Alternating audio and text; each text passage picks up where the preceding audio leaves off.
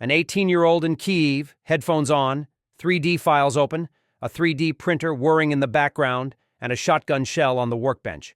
He loads the prototype, aims not at a man but at a small, buzzing predator in the sky, and pulls the trigger, and a net blooms in midair to tangle the propellers. One of the best defenses against Russian FPV drones started in a teenager's bedroom rather than a government laboratory, in a conflict characterized by costly missiles, concentrated artillery, and advanced electronic warfare.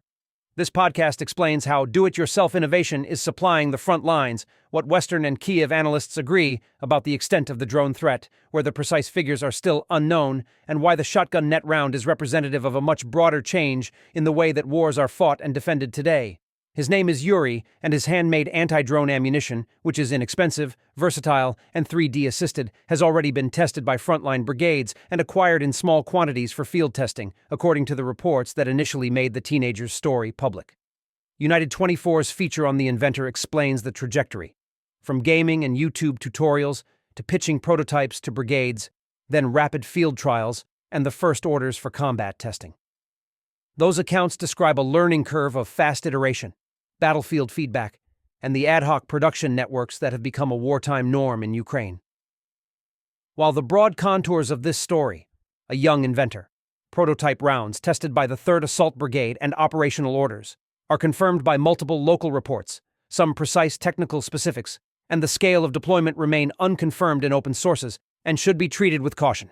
Ukraine's reliance on small unmanned systems and the countermeasures that follow are not isolated anecdotes, but a structural feature of the modern battlefield.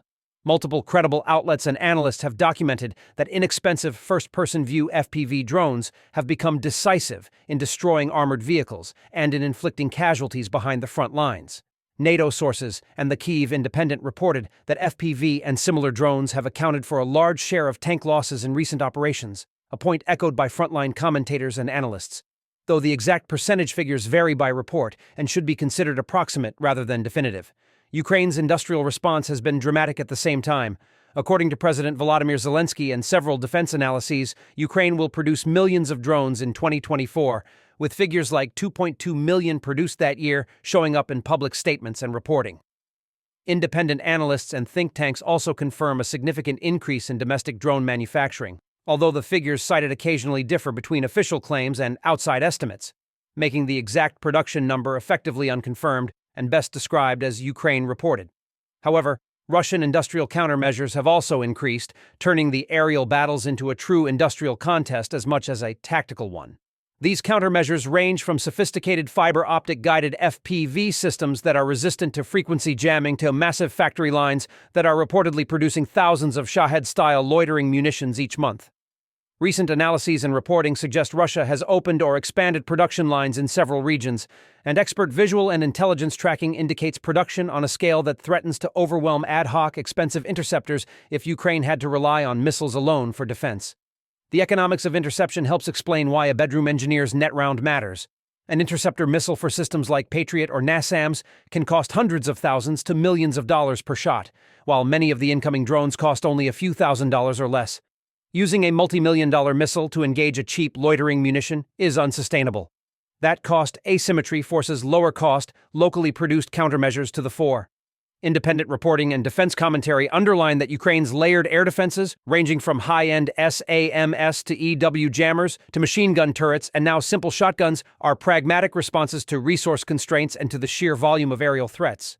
Some statistics on casualty percentages attributed to drones and to the exact share of tanks lost to FPV strikes are widely quoted in press accounts but are not uniformly documented in open primary sources and thus should be treated as indicative rather than exact. What the teenager's net round tells us about the future of warfare is both tactical and symbolic. Tactically, it shows how effective distributed innovation can be as demand mounts. Small teams can prototype, refine, and produce solutions that, despite their flaws, quickly close holes on the front line when typical procurement cycles are too expensive or time-consuming. According to the United 24 feature and associated local media, the prototype was transformed from a grenade launcher concept to a shotgun-friendly design in a matter of days following brigade feedback.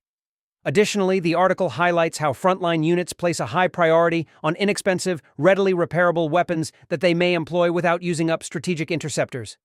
These narratives also draw attention to the limitations, including the logistical challenge of transitioning from artisanal manufacture to dependable mass supply, the lack of standardized testing processes for quick adoption, and regulatory limits on miners handling explosives, which are important in Ukraine and elsewhere. These practical limits mean that while such inventions can save lives and blunt specific threats, they are part of a broader ecosystem that still needs formal engineering, quality control, and integration into doctrine to be widely adoptable. Symbolically, the story feeds into a larger narrative of how technological democratization changes combat dynamics. As Ukraine's own defense officials and independent analysts have pointed out, the conflict has accelerated the diffusion of drone and counter-drone know-how into civilian workshops, university labs, hobbyist communities, and small private firms. That diffusion has both defensive and offensive consequences. Cheap FPV drones enable asymmetrical strikes and reconnaissance, while equally cheap countermeasures, from shotgun nets to commercial electronic jammers and AI-enabled turrets, force conventional militaries to rethink how they defend troops and infrastructure. Notably, Ukraine is fielding higher-end indigenous systems such as AI-assisted gun turrets and automated air defense platforms that, in tandem with low-tech innovations, form a layered defense. Open reporting shows both ends of that spectrum in action, from Sky Sentinel-style autonomous turrets to the artisanal net rounds. The low-cost solutions can be swiftly deployed and made distributable to small units, making them disproportionately beneficial in high-intensity, resource-constrained theaters, whereas the more technologically advanced systems are more expensive and take longer to implement at scale. What is less clear in open reporting is the exact scale at which amateur designs like Yuri's will be manufactured, standardized, and legally cleared for broad use, as well as whether such grassroots engineering will be formally integrated into defense procurement at scale. Looking ahead, some things are certain, and some are still unclear. It is evident that drone warfare is now central to operations in Ukraine, and that low-cost innovation will continue to shape defensive tactics.